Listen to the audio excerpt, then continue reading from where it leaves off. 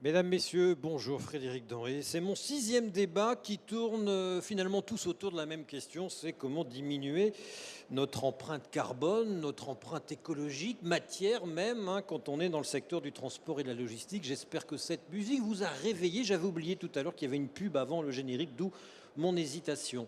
Heureux d'être là. Les énergies alternatives, on en parle aussi depuis hier, tout à l'heure, ce matin, là, il y a 2 heures, sur cette même scène. Les ZFE, le bordel que ça représente, et pour les logisticiens et les transporteurs, qu'est-ce qu'on fait comme nouveaux camions, comme nouvelles énergies?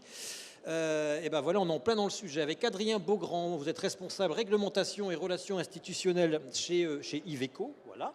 Oui, tout à fait. Donc, Bonjour. je m'occupe. Bonjour à tous. Je Bonjour à tous. m'occupe essentiellement de Attendez, réglementation. je fais juste une présentation, je vous passerai le micro ensuite. D'accord. Bon, ben, bonjour à tous. Alexandre Chasse, chef de projet service pour la mobilité chez IFP Énergie Nouvelle.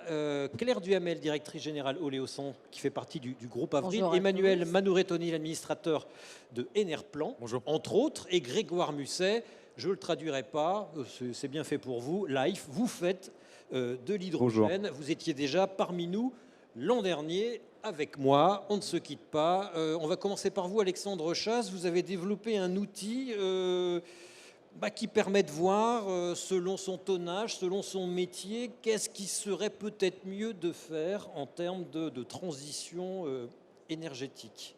On vous écoute. Oui, exactement. Donc en fait, donc bonjour à tous déjà. Donc Alexandre Chasse, donc je suis en charge de projet sur la mobilité à IFP Énergie Nouvelle. Donc IFP Énergie Nouvelle, pour ceux qui ne connaissent pas, c'est un établissement à caractère public et industriel et commercial.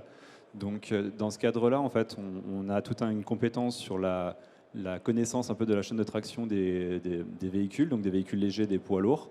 Donc c'est dans ce cadre-là qu'on a, en partenariat avec l'ADEME et la Fabrique de la Logistique, développé un outil, comme vous venez de le dire, pour répondre à la question, à la problématique que se posent les logisticiens au regard un peu de toutes les technologies qu'on va pouvoir peut-être évoquer ensemble là.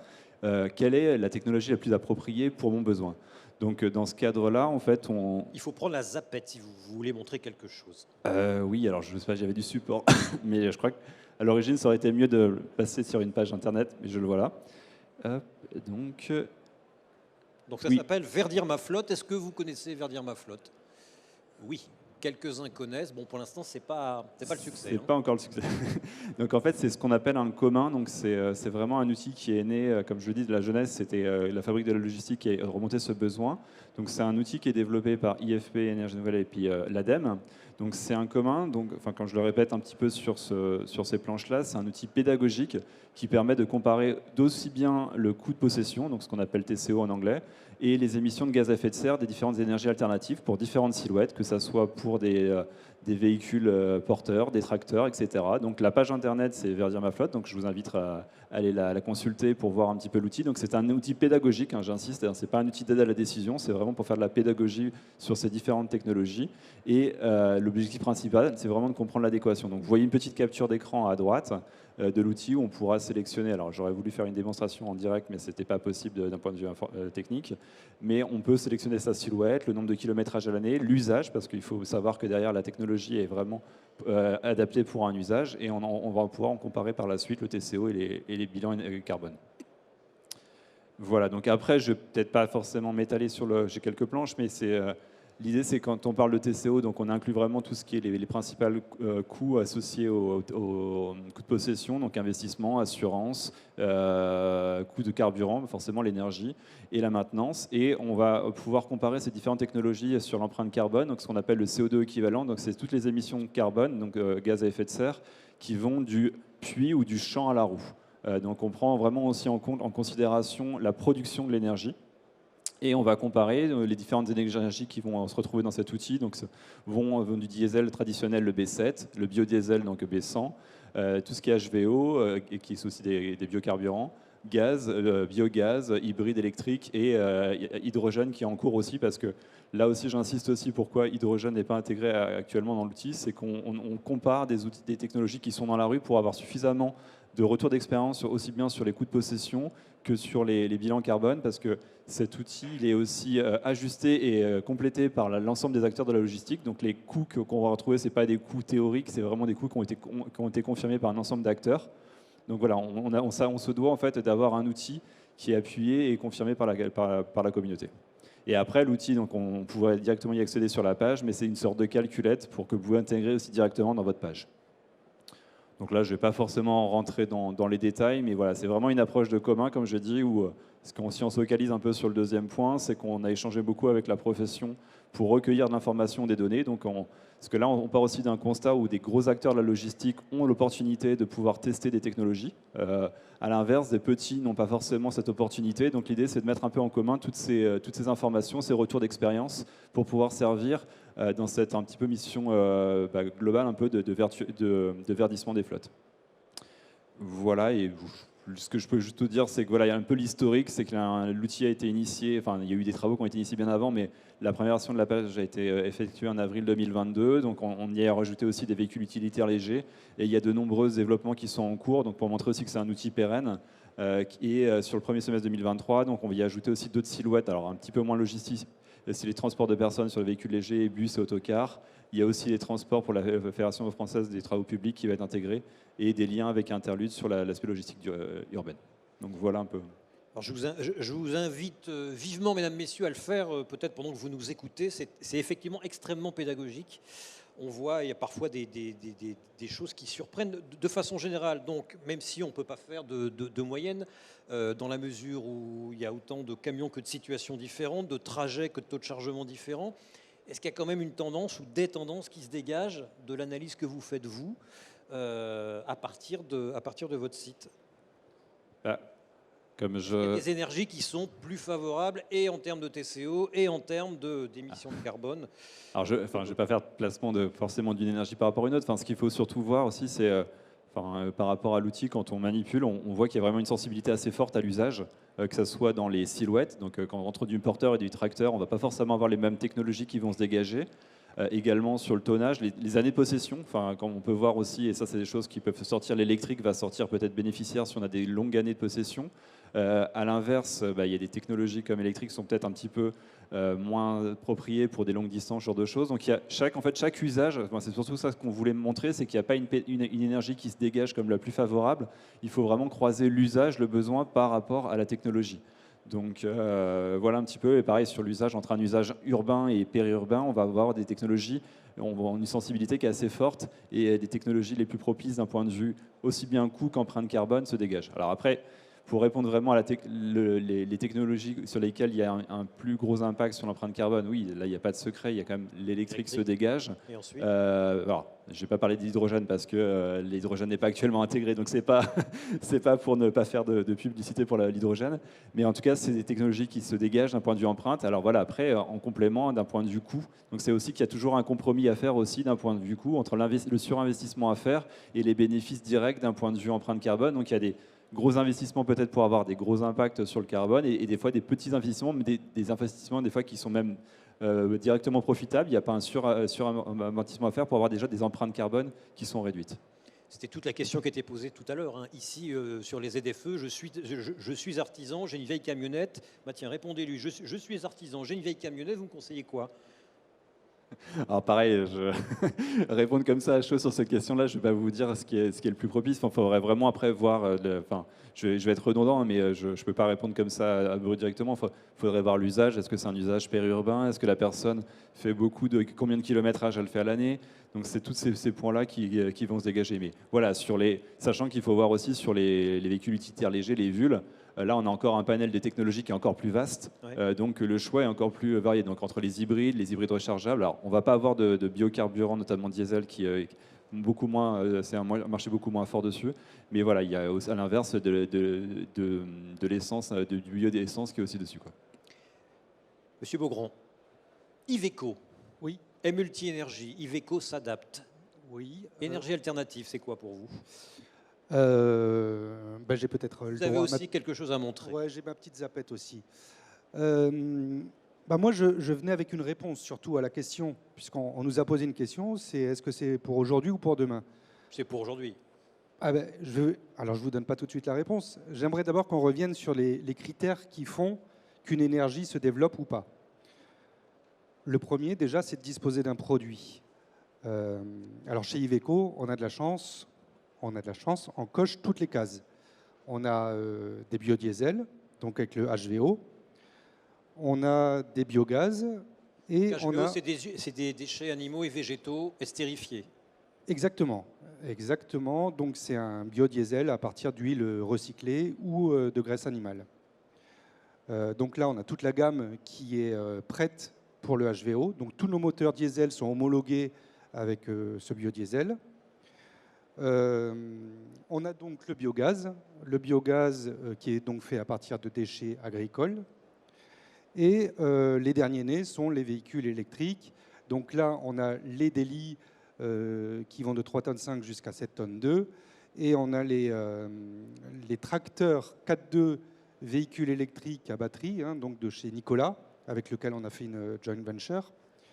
Et le dernier, c'est le fuel cell, donc le véhicule pile à combustible, un tracteur 6.2, 44 tonnes, qui embarque donc de l'hydrogène. Et si je comprends votre slide, le HVO est inaccessible Enfin, les ZFE sont inaccessibles au HVO. Oui. Ce genre de carburant alternatif, pourquoi? Aujourd'hui, les critères 2, il y a des discussions, je sais, qui parlent peut-être de l'intégrer ou pas en critère 1. Aujourd'hui, les critères 2. Voilà ce que je peux vous dire. Parce qu'on peut le mélanger au diesel, c'est ça. Donc il ne sera jamais à 100% HVE, c'est ça? Il faudrait avoir, et là je laisserai oui, on va y ma arriver. comparse en discuter, il faudrait avoir une exclusivité au niveau de l'HVO, en effet, et qui ne soit pas mélangé au diesel. Très bien. Donc le produit, c'est le premier critère important. Déjà, c'est de disposer du produit pour faire naître l'énergie renouvelable. Le deuxième, c'est la disponibilité du produit. Donc là, j'ai pris comme exemple le biogaz parce que c'est peut-être le plus avancé, c'est celui qui est en phase de croissance, quand les autres sont en phase de lancement, en tout cas sur les stations. Et donc on voit bien qu'une fois qu'on a passé la phase de lancement, on a une phase de croissance qui est exponentielle. Bien entendu, il faut que les points soient présents et qu'on maille tout l'hexagone pour qu'on puisse disposer en fait d'une hausse croissante des immatriculations. Et c'est un cercle vertueux finalement, c'est le nombre d'immatriculations qui va faire créer la demande en station et qui va permettre de faire un maillage plus performant. Donc ça, c'est un autre critère. On a le produit, on a la façon de le recharger, il y a l'aspect financier, donc là, c'est le travail d'Alexandre, du coup. Donc le TCO. Alors là, vous voyez un très joli Nikola Tre, justement, fuel cell. Dans le TCO, il y a deux postes qui sont très importants, le coût du véhicule et l'énergie. Le coût du véhicule... Et la maintenance. Pardon? Et la maintenance.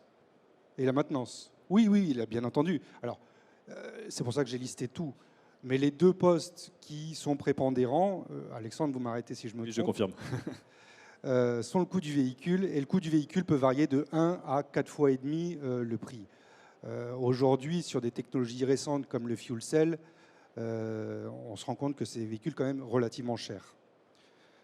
Et l'énergie, je voudrais faire un focus dessus et revenir juste sur la période qu'on vient de traverser. Alors, vous avez en ordonnée le prix en euros par mégawattheure. Pour les trois énergies en électricité, c'est la courbe verte.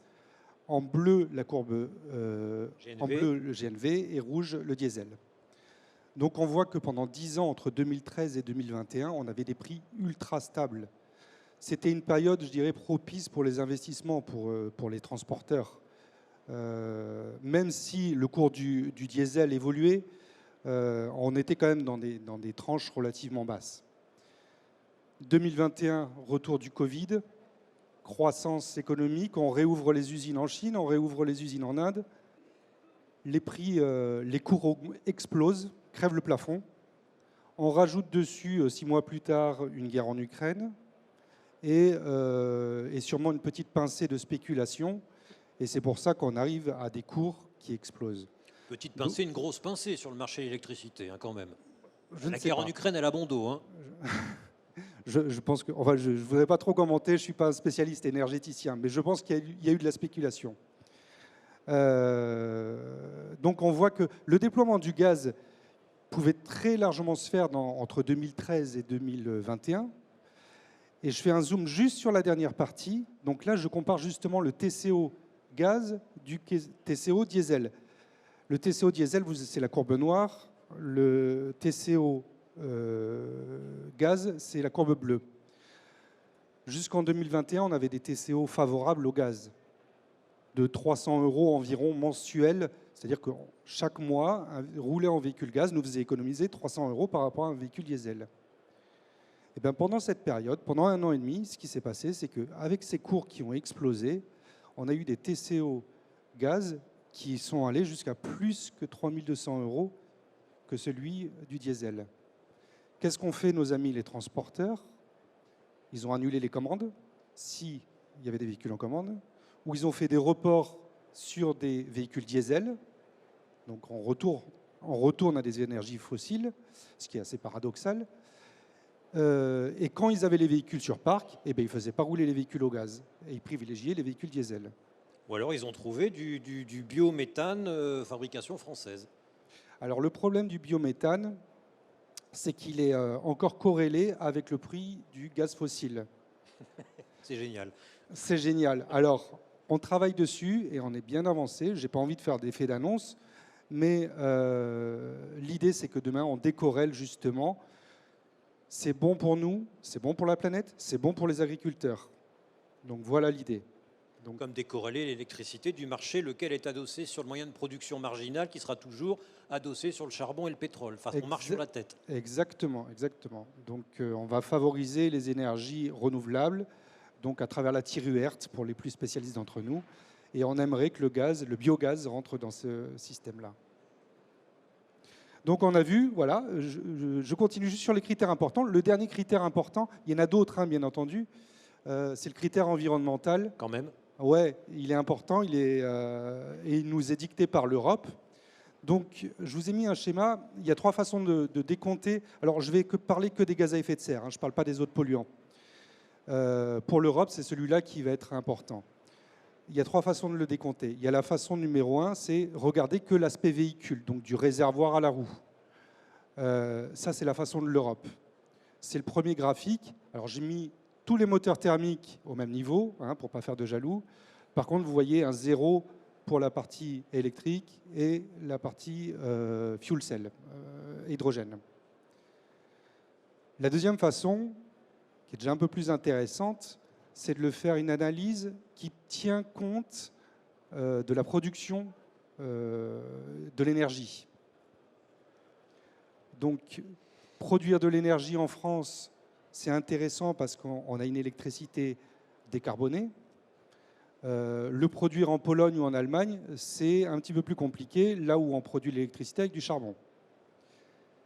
Alors, cette simulation, c'est une vraie simulation parce que nous aussi, et je sais que l'IFPEN sait qu'on a un outil TCO assez performant.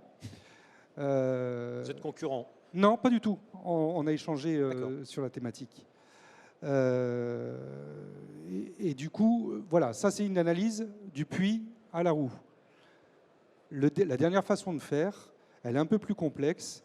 Alors là, on a une analyse de chez Carbone 4, hein, c'est très sérieux, qui tient compte également de la phase de production du véhicule et la phase du démantèlement. Bon, c'est l'ACV complète. C'est l'ACV complète. Berceau au cimetière, voilà. Exactement, du berceau à la tombe. Voilà. Et donc, on s'aperçoit finalement que les énergies qui étaient à 0 au départ, ben, elles sont pas mal, hein, mais par contre, elles ne sont pas aussi vertueuses que ça. Bon, le gaz, il n'est pas terrible, hein, dans tous les cas. Le gaz, non, mais le biogaz, oui. Le biogaz, il est très intéressant parce que ce qu'on lui impliquait dans le premier slide, on lui disait, toi tu émets tant de CO2, mais finalement c'est du CO2 qui est déjà dans la nature, qui est déjà dans le cycle de la vie. On n'est pas venu le piocher dans les tréfonds de la Terre. Donc voilà. Donc je finis juste avec la réponse, oui. Parce que je passe du temps quand même, désolé. C'était la meilleure réponse que l'on puisse faire aujourd'hui. C'est celle de la stratégie nationale bas carbone. Donc ce n'est pas moi qui le dis, c'est l'administration, et avec beaucoup plus de critères que ceux que j'ai évoqués.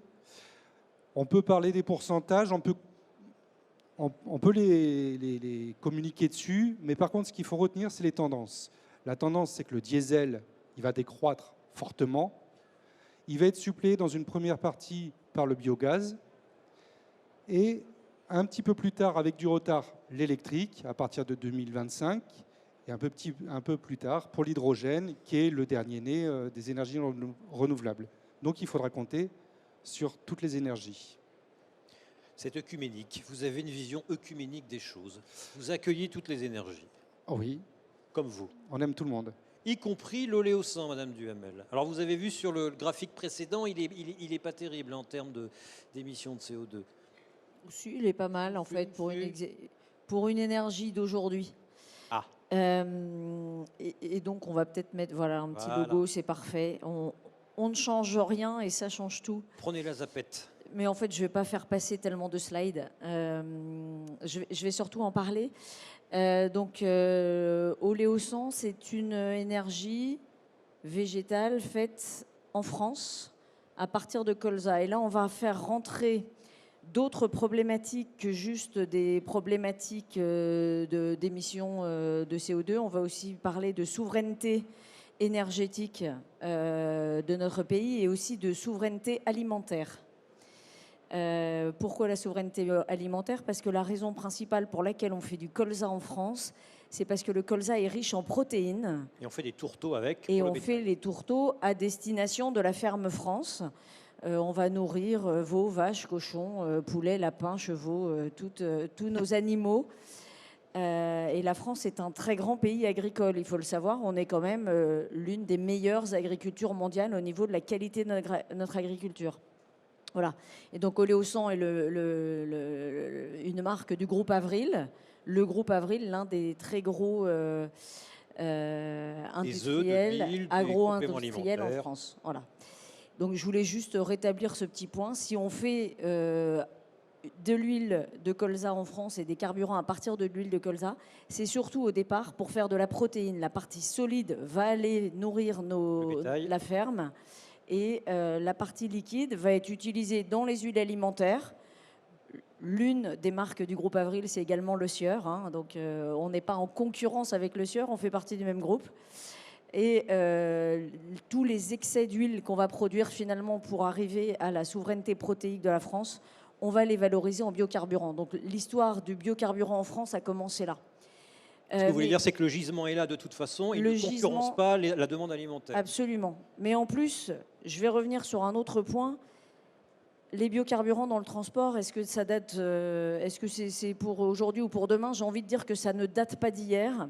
Rudolf Diesel, quand il a développé la technologie diesel pour les moteurs, disait qu'on pouvait l'utiliser avec des esters méthyliques d'acide gras.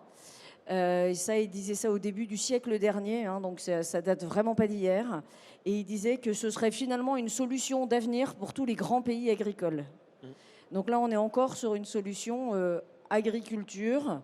Un pays avec une agriculture forte va pouvoir se permettre d'utiliser ces biocarburants dans le transport. Maintenant, c'est une solution qu'on va utiliser pour du transport poids lourd exclusivement. Elle n'est pas disponible aujourd'hui pour les véhicules légers, par exemple, et ça n'aurait pas de sens. Ça n'aurait pas de sens, en fait. C'est une question de distribution, tout simplement? Il y a beaucoup de raisons, je dirais. L'une des grandes raisons, c'est qu'on n'a pas non plus des ressources infinies. Et donc, il faut utiliser la meilleure énergie pour le meilleur usage. Voilà.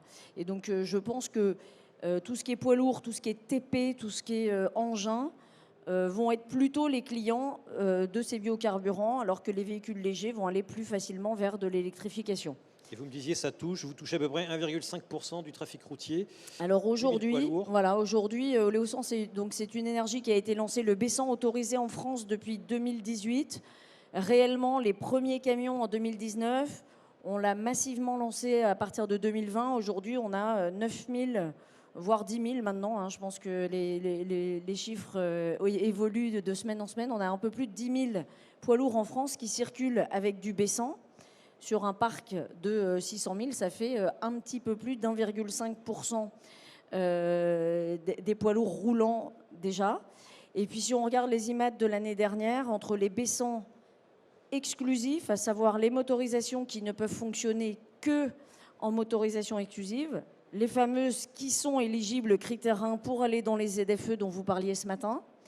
Il y avait à peu près un petit peu moins de 800 immatriculations l'année dernière, ce qui est déjà assez conséquent, c'est plus de 1% des immatriculations. Et puis il y a tous les B100 qui sont convertibles B7, B100, mais principalement utilisés en usage B100 par nos clients. Convertible moyennant quoi? Qu'est-ce qu'il faut? En fait, aujourd'hui, il y a les constructeurs, la plupart des constructeurs vont proposer des modèles qui sont homologués B7, B100. Dans les immatriculations, on va les retrouver dans les immatriculations gazole, même si ceux-là, aujourd'hui, circulent au B100. Et là, on a estimé, quand je discute avec les constructeurs, on estime à peu près à 3000 véhicules. Donc, sur les véhicules neufs vendus l'année dernière, on est à peu près à 3800 véhicules, ce qui représente plus de 8% des véhicules neufs vendus en 2022. Donc on voit bien que c'est une énergie d'aujourd'hui. Quand on arrive déjà à ce nombre de véhicules, c'est une solution extrêmement simple pour nos clients. Moi, j'aime bien faire le comparatif avec les banques. Alors bon, aujourd'hui, c'est peut-être pas le bon exemple avec tous les scandales, mais les banques, ils aiment bien le 3A rating, la notation 3A.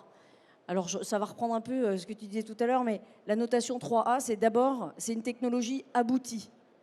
On sait s'en servir, ça fonctionne, ça fait plus d'un siècle que ça existe quelque part. Deuxièmement, c'est accessible. Donc, on installe une cuve, ça prend moins d'un mois en fait pour convertir une flotte d'un diesel classique à un B100, qui permet de réduire 60% d'émissions de CO2, mais c'est tout de suite, c'est immédiat. En 30 jours, c'est fait. Donc accessible, et puis c'est abordable. C'est-à-dire que le coût, quand on regarde un TCO, si on regarde aujourd'hui la meilleure offre critère 1 sur le marché, c'est un B100 exclusif. Vous êtes d'accord, Monsieur Beaugrand? Vous faites beaucoup d'immatriculation en B100 uniquement? Alors B100, non, malheureusement, vous avez vu, on est sur pas mal de choses. En biodiesel, on n'est que sur le HVO. Par contre, dans Iveco Group, il y a les bus. Et ils sont en ce moment en discussion du comment, parce qu'on va avoir des véhicules au B100 justement. Je ne voudrais pas révéler de secret, mais effectivement, il y aura un lancement prochain. Chut, vous n'avez rien entendu alors. D'accord. Monsieur Mussel, l'hydrogène dans tout ça? Eh bien, l'hydrogène, aujourd'hui, chez Life, c'est l'hydrogène renouvelable. Donc, une énergie faiblement carbonée issue de vent et d'eau salée. Donc on a un premier site aujourd'hui qui tourne... De vent et d'eau salée, donc d'éoliennes offshore. Alors pour l'instant c'est... Il n'y en a pas beaucoup encore en France. Hein. Non, non, non. Alors aujourd'hui c'est un premier site qui tourne, qui produit 300 kg d'hydrogène par jour. Donc c'est faible. C'est un site démonstrateur. Donc on vient utiliser de l'énergie électrique éolien. Aïe, ça serait très bien. Voilà. C'est le site en photo là. Donc on est connecté directement à des éoliennes. Donc, ils nous fournissent la puissance électrique nécessaire à réaliser l'électrolyse de l'eau. Cette eau, on vient la puiser directement dans une nappe phréatique qui est en bord de mer, puisqu'on a des conditions quasi marines sur Boin, en Vendée. Et on vient donc produire cette électrolyse de l'eau. On vient extraire cette molécule d'H2O, on vient extraire l'hydrogène de cette molécule d'eau pour produire une énergie qui est faiblement carbonée, puisqu'issue d'électricité verte. Cette énergie faiblement carbonée, elle est destinée à l'industrie pour du gaz de chauffe ou de la chimie. Et puis au secteur de la mobilité, aujourd'hui on a plusieurs bus qui tournent sur La Roche-sur-Yon, sur bientôt les Sables d'Olonne, Saint-Gilles, Croix-de-Vie. Saint-Gilles, Croix-de-Vie avec des bennes à ordures ménagères. Mais il y en a un au bout. On a également des véhicules légers, des voitures tout simplement, bientôt des véhicules utilitaires. Et puis on a un parc de chariots qui est alimenté une Ça, c'est la pile à plateforme. combustible. Hein. Exactement. Pour l'instant, c'est de la technologie pile à combustible. Et donc on alimente un parc d'une centaine de chariots pour une plateforme de la grande distribution. Donc ça, j'ai envie de répondre à la question pour dire c'est dès aujourd'hui disponible sur ce qu'on appelle nous un écosystème en Vendée qui permet de faire tourner des véhicules. Ce qu'on attend aujourd'hui, ce sont les véhicules lourds hydrogène qui permettent de décarboner énormément. Et là, aujourd'hui, on parle de technologie, on en parlait tout à l'heure, de technologie fuel cell, pile à combustible, qui permet une capacité d'emport énergétique supérieure à la batterie aujourd'hui. Il y a deux avantages à utiliser cette technologie. C'est qu'on est sur une technologie qui utilise une énergie faiblement carbonée mais également qui est zéro émission au même titre qu'un véhicule batterie, donc qui est critère zéro. Pourquoi vous embêtez pas pourquoi là vous vous embêtez à dépendre du vent? Pourquoi vous n'utilisez pas le nucléaire? Il n'est pas carboné du tout, ou très peu carboné. Alors nous, le credo de Life, C'est un un choix idéologique. Impérativement, ça va être du panneau photovoltaïque, du solaire, mais c'est vraiment de l'électricité renouvelable. Ça tombe bien, votre voisin en fait du panneau solaire, on va y venir. Et j'y pense, petite question, vous faites de l'électrolyse, c'est à partir d'eau douce, avec la sécheresse de l'an dernier, la sécheresse qui est prévue. Alors là, on utilise de l'eau de mer. Vous utilisez de l'eau de mer, d'accord. L'eau de mer. Donc on a une ressource quasi inépuisable en termes d'énergie. Et qu'est-ce que vous faites de l'oxygène, qui est produit également par l'électrolyse? Alors aujourd'hui, on le rejette. Il sera recombiné dans le process justement de pile à combustible, puisqu'on va le réutiliser pour faire l'inverse de l'électrolyse. Donc aujourd'hui, chez Life, c'est un site qui tourne, qui produit. Dès 2024, ça va être 4 sites en exploitation et une capacité de production d'à peu près 8 tonnes par jour, ce qui représente l'équivalent de 220 à 250 camions poids lourds. Hein. Donc c'est une capacité installée de 20 MW, 8 tonnes d'électrolyse. On a aujourd'hui chez Life des projets un petit peu partout en Europe, que ce soit pour la mobilité ou pour de l'industrie. Et les perspectives aujourd'hui du marché français, estimées par France Hydrogène, par plusieurs acteurs, c'est entre 9 et 12 000 véhicules en circulation sur l'année 2030. À peu près 200 000 véhicules légers, que ce soit véhicules utilitaires légers ou voitures, et ce qui représente à peu près 150 000 tonnes d'hydrogène par an.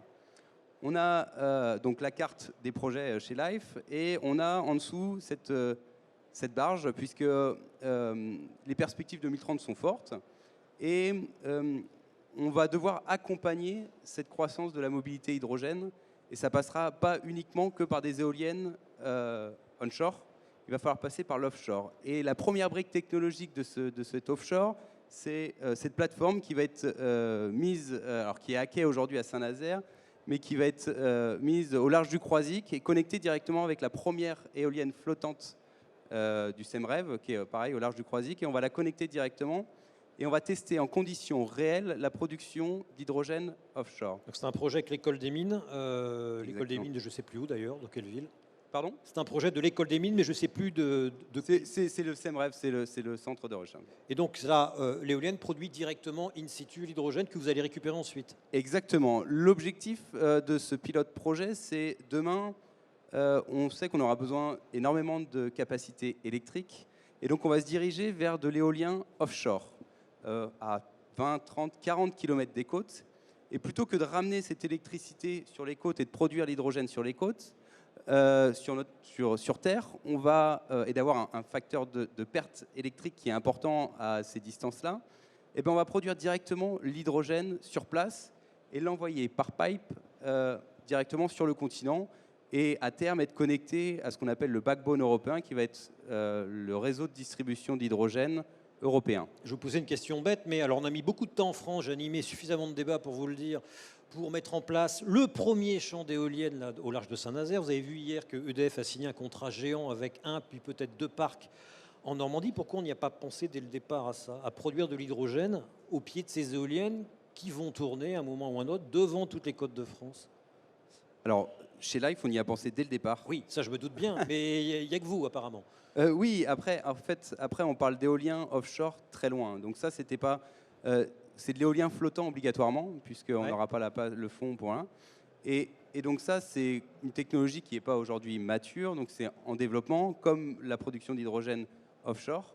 Donc c'est quelque chose qui va arriver à l'échéance 2030-2035. Et ce que vous dites, c'est en le produisant directement au pied donc, de ces éoliennes flottantes qui sont très loin, on évite les pertes de transport d'électricité. Exactement. Voilà, Exactement. On n'a pas de perte sur le transport de gaz sur 20 ou 30 km, hein, c'est un tuyau, donc à partir du moment qu'il est hermétique, il n'y a pas de perte.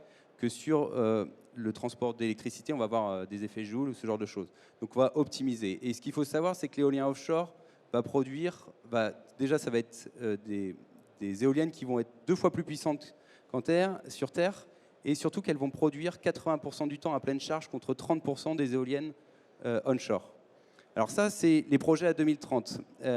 Les projets sur 2024-2025, c'est ce qu'on voit aujourd'hui.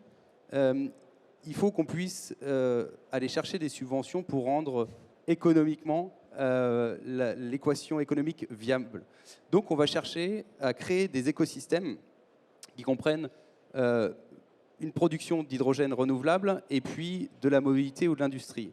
Et c'est là où nous, Life, on est porteurs de ces projets et on vient monter des dossiers pour aller chercher des subventions sur des parties production, distribution et usage. Et c'est là où on a besoin des logisticiens et des transporteurs pour qu'ils nous accompagnent dans cette démarche-là, qui deviennent partenaires associés dans ces écosystèmes. Et donc aujourd'hui, ces écosystèmes, on les prépare aujourd'hui pour des mises en place sur 2025-2026.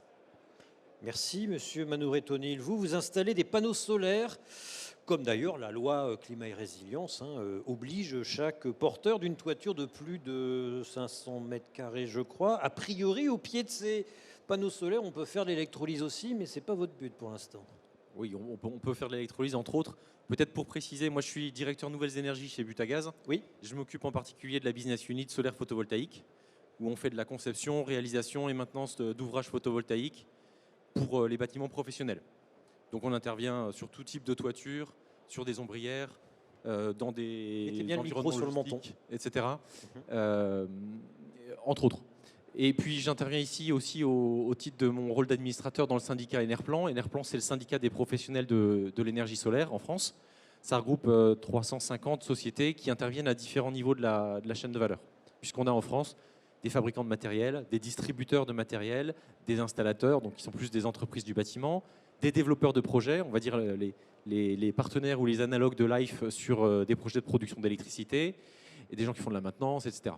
On se rend compte, c'est intéressant, vous vous rejoignez tous, on se rend compte qu'aujourd'hui en France, il y a plein de gisements possibles, il y a des terres agricoles, il y a du vent, et puis il y a du soleil, et il y a des toitures inutilisées, peut-être utilisables, en tout cas qui devront l'être demain pour les bâtiments neufs.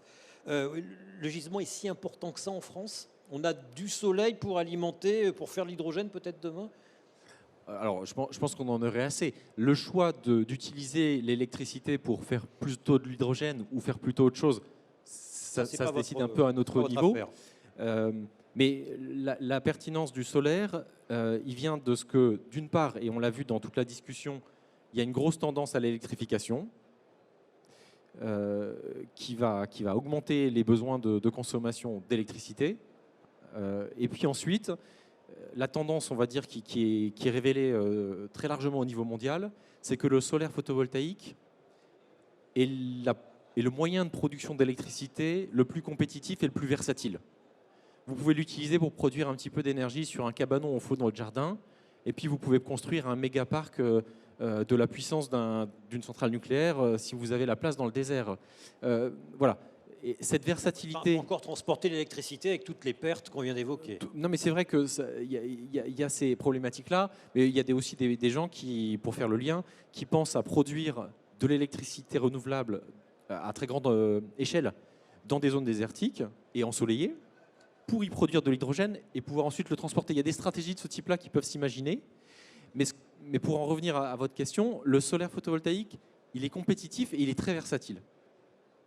Et c'est là qu'il est intéressant. Il est intéressant dans plein de pays du monde et il l'est aussi en France, y compris dans le nord de la France. Et je pense que c'est devenu d'autant plus apparent dans le contexte de l'année 2022 où les prix de l'électricité, du gaz, mais bon, là, parlons d'électricité, ont explosé.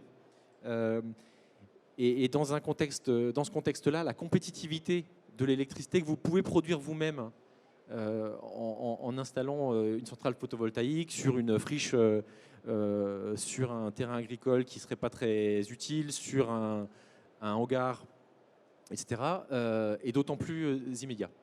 Vous montez les projets, vous les livrez clé en main, c'est ça? Vous avez une surface de toit, vous l'équipez et ensuite, est-ce que vous trouvez le client derrière qui va acheter l'électricité? Est-ce que vous faites un calcul? Tu peux peut-être consommer ce que tu vas produire? Alors là, je vous reparle au titre d'Enerplan, au titre du syndicat.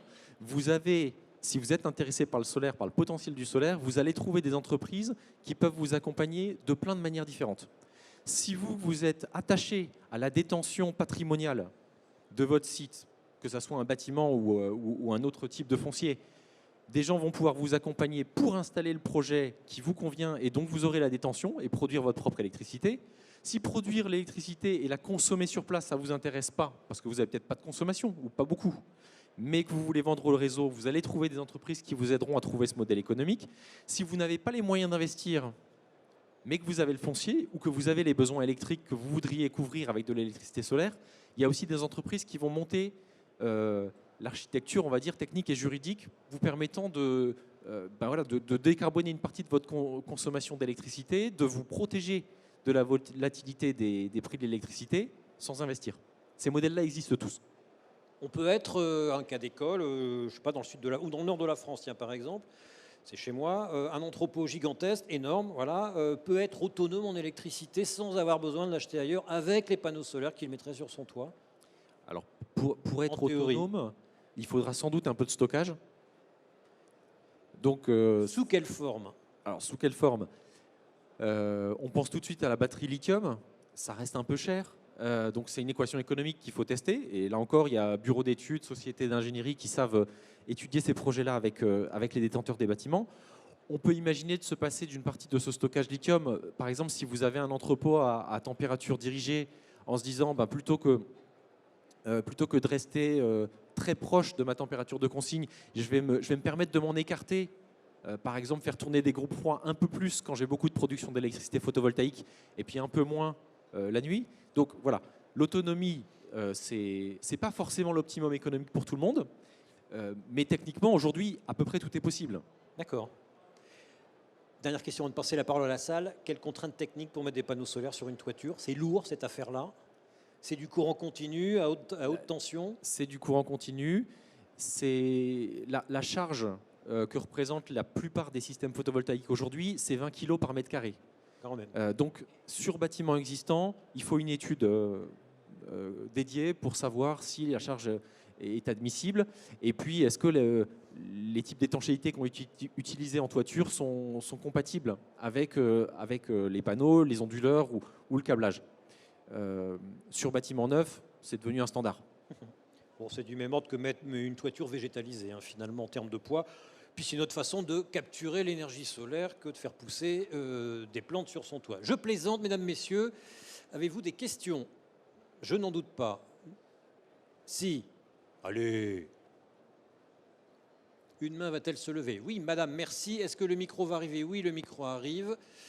Merci de vous présenter. Bonjour. Bonjour, Florence Mazot, BP2R, cabinet de conseil en transport de marchandises. J'ai une question, c'est peut-être l'hydrogène pour les nuls, mais quel est l'intérêt ou la différence vraiment entre l'hydrogène qui va être utilisé dans des batteries et l'électricité? Enfin, quel est l'intérêt en fait? Pourquoi utiliser de l'électricité pour faire de l'hydrogène pour finalement... C'est vrai qu'on a un taux de conversion supplémentaire quand même. Donc, Exactement. Oui.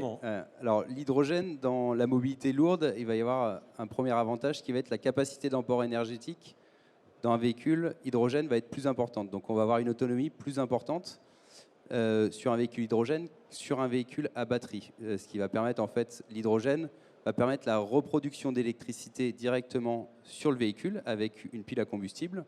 Et donc, on va emporter cette capacité énergétique sous forme de gaz, hydrogène, dans des bonbonnes à 350 ou à 700 bars. Le deuxième avantage sur un véhicule hydrogène, c'est qu'on va avoir une recharge qui va être de l'ordre de 15 à 20 minutes, contrairement à un véhicule à batterie qui va prendre plusieurs heures et dépendre d'un réseau et d'une... Voilà. Donc ça, ce sont les deux avantages sur la partie véhicule hydrogène versus véhicule batterie.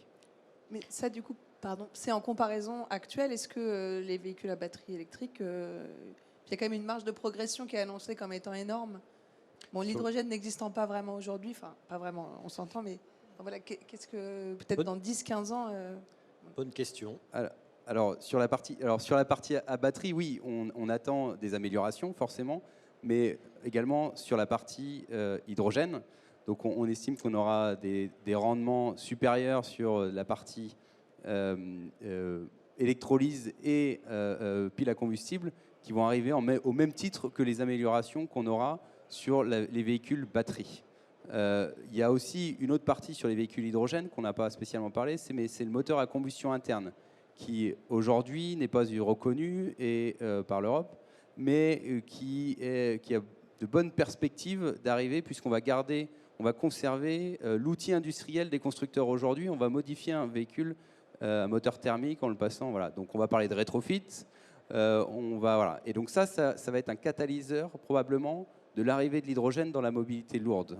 Et donc ça va être ces deux variantes d'usage d'hydrogène qu'on va avoir. Et ce qui est important, c'est que l'hydrogène, lui, il faut aussi le voir comme un vecteur de stockage de l'électricité. Aujourd'hui, on va avoir des éoliennes sur des pics de consommation qui seront très bas. Et ben, les éoliennes, elles vont quand même produire et tourner. Et donc, on va utiliser cette énergie aujourd'hui qui est non utilisée pour la stocker sous forme d'hydrogène et la réutiliser sur la mobilité. Et donc, avec un impact, encore une fois, carbone très très faible. Je reviens vers vous bientôt, hein, Monsieur Beaugrand. Alexandre Chasse, sur cette question. Non, mais je confirme un peu ce qui a été dit. Je pense que c'est ce qu'il faut surtout voir sur l'avantage de l'hydrogène, c'est ce qui a été dit, c'est vraiment le stockage, cette capacité. Après aussi, par rapport à la remarque qui avait été faite sur l'électrique, on va pouvoir augmenter peut-être les capacités, les rendements et tout, mais on sera comme sur des masses et des volumes comme conséquents comme sur des véhicules. Enfin, si on parle de 44 tonnes, c'est quand même il faut une masse et un volume dédié important. Donc en soi, du coup, l'hydrogène peut permettre de stocker, comme il vient d'être très, très bien dit, beaucoup plus d'énergie dans un plus petit volume et d'un plus petit poids.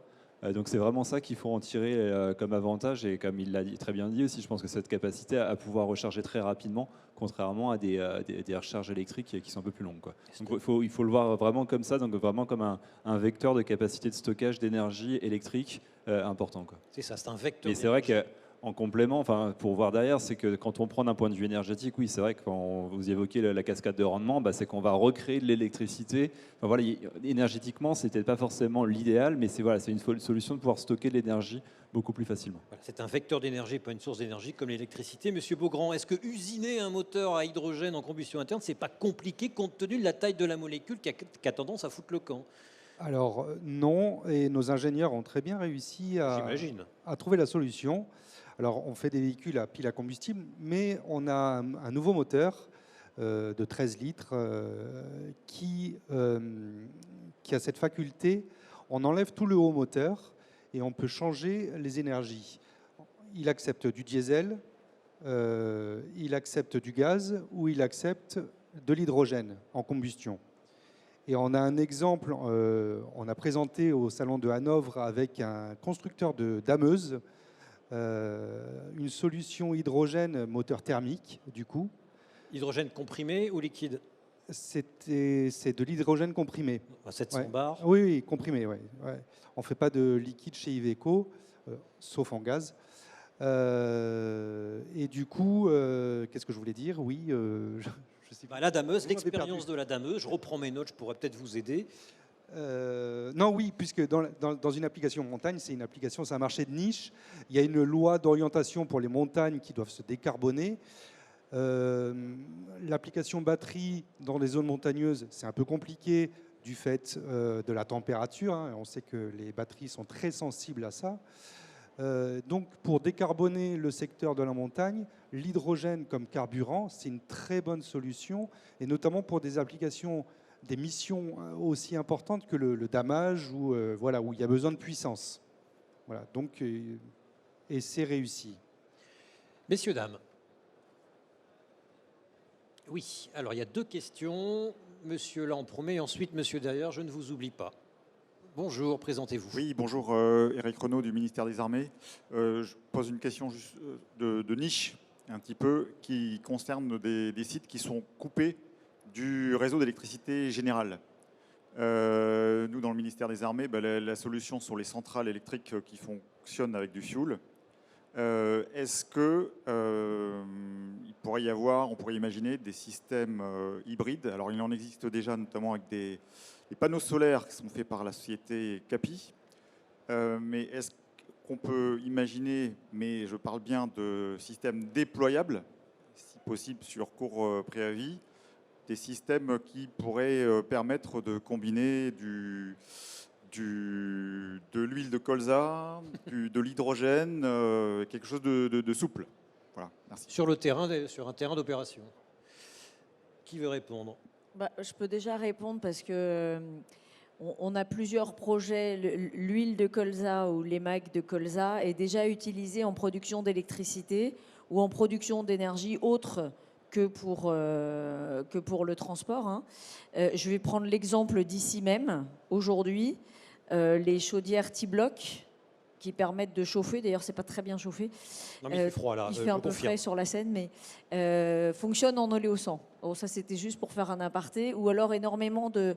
On parle du projet de conversion des centrales électriques de La Réunion, l'île de La Réunion, qui vont être approvisionnées en émac de colza pour fournir l'électricité. Donc ça, c'est des projets avec EDF. Il y a énormément en fait, de projets sur lesquels un fuel peut être remplacé par une huile d'origine végétale. Alors, des stations autonomes en électricité, fournisseurs d'hydrogène, c'est envisageable, messieurs?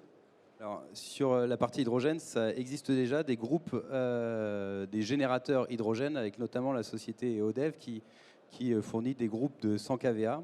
Et donc on vient plugger soit des cadres d'hydrogène, soit des tubes trailers d'hydrogène qui permettent d'alimenter justement ce groupe électrogène qui est zéro émission et faiblement carboné, qui fait très peu de bruit. Et donc là, on est dans une solution qui est transportable, bougeable et donc autonome. Et sécure, l'hydrogène qui explose, etc. Vous connaissez l'histoire? Bien sûr, c'est sécure. L'hydrogène, c'est utilisé dans l'industrie depuis des dizaines d'années, hein. Je sais Donc bien. c'est un risque qui est mesuré et qui est connu. Et à partir du moment qu'on est en... C'est une molécule qui est très fine, mais qui est très légère. Et donc à partir du moment qu'elle est dans l'air, elle monte tout de suite et c'est très sécurisé. C'est d'ailleurs avec l'hydrogène qu'on détecte les fuites d'autres gaz. Monsieur Manouret-O'Neill, vous êtes limité par la surface nécessaire pour produire une électricité suffisante, vous. Une station doit avoir une certaine surface, forcément. Oui, vous pouvez vous dire que ce que vous allez pouvoir produire, c'est la surface que vous avez disponible et l'ensoleillement. Mais je crois que le monsieur connaît déjà ces solutions. Des solutions déployables, il en existe, qui permettent en quelque sorte de déplier des centrales solaires pour les installer dans différents environnements. Quand on est dans le militaire, on parle toujours de solutions qui sont très spécifiques et qui ont des exigences de fiabilité et de maniabilité qui sont particulières, mais ça existe. Et il faut bien partir de là, parce qu'on va avoir cette énergie qui est disponible à peu près partout dans le monde, je pense, le soleil, où qu'on puisse se trouver, mais qu'il faudra coupler avec autre chose, parce qu'elle n'est pas disponible la nuit. Monsieur, Merci. bonjour. Bonjour. Xavier Degois. Je suis un des responsables régionaux du groupe WPD, qui fait du développement de projets éoliens et de centrales photovoltaïques. Mettez bien le micro sur le menton, s'il vous plaît. Ok. Donc, je voulais simplement témoigner de l'intérêt de l'éolien dans votre problématique, avec la loi d'accélération de la transition énergétique qui est sortie en février, et la possibilité aujourd'hui de contrats de gré à gré direct entre des consommateurs et des producteurs de renouvelables, avec notamment, et c'est la présence, ça explique ma présence aujourd'hui ici, la possibilité de développer de l'éolien directement sur des zones d'activité, en co-construisant, par exemple, un projet d'entrepôt logistique et puis de l'éolien. Voilà. Et l'éolien, aujourd'hui, nous, on sort le mégawattheure en dessous de 70 €. Dans les derniers appels d'offres, c'était 64 € le mégawattheure. Et le nucléaire type Flamanville, c'est 110 €. Voilà. Donc, je voulais simplement apporter cette pierre à l'édifice. Le problème, ça reste l'acceptabilité sociale. Les gens veulent tous de l'éolien, mais pas à côté de chez eux, pas devant chez eux. Et même en mer, c'est compliqué, hein. Mais alors, sur cette question, la profession, elle a beaucoup évolué. Et les projets qui sortent aujourd'hui sont beaucoup plus modestes. Moi, ça fait 15 ans que je travaille dans l'éolien. Le premier projet que j'ai sorti, il faisait 43 machines. 43 éoliennes, c'est sûr, ça perturbe le territoire. Mais aujourd'hui, on développe des projets de 2-3 machines qui vont aller chercher le vent beaucoup plus haut. On va être sur des machines de 230 mètres, 240 mètres de haut, et qui vont bénéficier d'une acceptation sociale meilleure, parce que nous, on travaille mieux, et on fait des parcs qui ont moins d'emprise. Et j'étais hier, par exemple, moi, dans l'Aube, avec des agriculteurs qui font de la betterave, et qui ont une facture d'électricité qui a été multipliée par 5 pour leurs entrepôts frigo. Eh ben, on va monter un partenariat avec eux, ils vont co-investir avec nous, et demain tirer directement leur électricité de nos machines, et puis être copropriétaire avec nous de ces moyens de production d'électricité. Très bien, j'avais une dernière question, on s'achemine vers la fin. Monsieur Manouret-O'Neill, est-ce que la meilleure solution pour stocker l'électricité produite, c'est pas d'avoir des camions électriques? Ça peut. Et le couplage entre mobilité électrique et photovoltaïque, mobilité électrique et énergie renouvelable en général, c'est quelque chose de très important, hein. On a un groupe de travail entre l'AVERE, qui est l'association véhicules électriques, on va dire en France, le syndicat des énergies renouvelables et Enerplan, qui travaillent spécifiquement sur ce point. Plein de gens qui se disent, finalement, j'ai un parking, je vais peut-être devoir le couvrir en partie de photovoltaïque, mais au fond, ça va permettre de réduire mes consommations, mes achats d'électricité du site. Et puis, je peux peut-être encore aller plus loin en utilisant les véhicules de mon personnel qui seront sous ces ombrières comme stockage. Et des solutions techniques, là encore, la technologie sait tout faire aujourd'hui, existent pour pouvoir piloter, charger, décharge et optimiser l'utilisation de l'énergie solaire. Allez, le mot de la fin, Monsieur Chasse. C'est vous qui avez le moins parlé.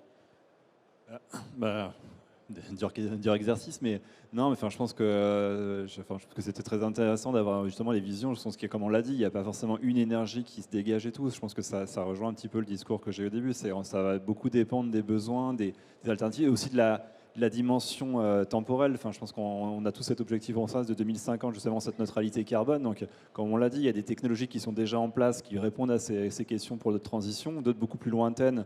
On parlait d'hydrogène, d'électrique, qui sont peut-être encore un horizon un peu plus lointain, mais je pense qu'on a déjà quelque chose qui est en cours et qui est en transition.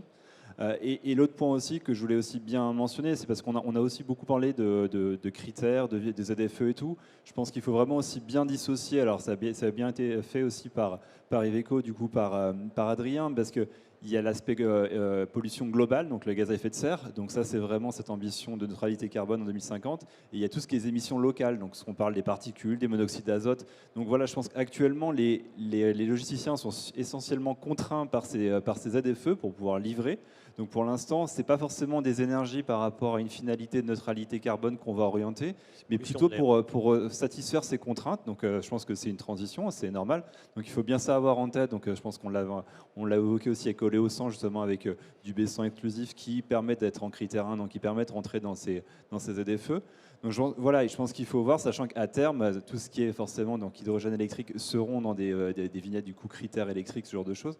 Mais voilà, donc je pense qu'il faut bien dissocier les deux, selon moi aussi, parce que souvent on mélange un peu tout ce qui est bilan carbone et bien revenir sur ces notions de coût, parce que c'est pour ça que on est un petit peu, alors c'est pas pour faire de la placement de produit, c'est vrai que c'est plus pour faire de la pédagogie, mais ces outils comme Verdir ma flotte permettent aussi de sensibiliser quel est le surcoût d'une technologie par rapport à autre, parce qu'actuellement c'est ça qui va driver un petit peu le choix d'une technologie, c'est vraiment les aspects plutôt financiers. Je ne pense pas que les acteurs actuellement prennent des choix par rapport à des enjeux vertueux. Je ne dis pas, j'écarte pas que c'est possible, hein. Je pense qu'il y a des acteurs qui le font. Et c'est souvent un modèle économique qui prend le dessus, quoi. Donc voilà pour...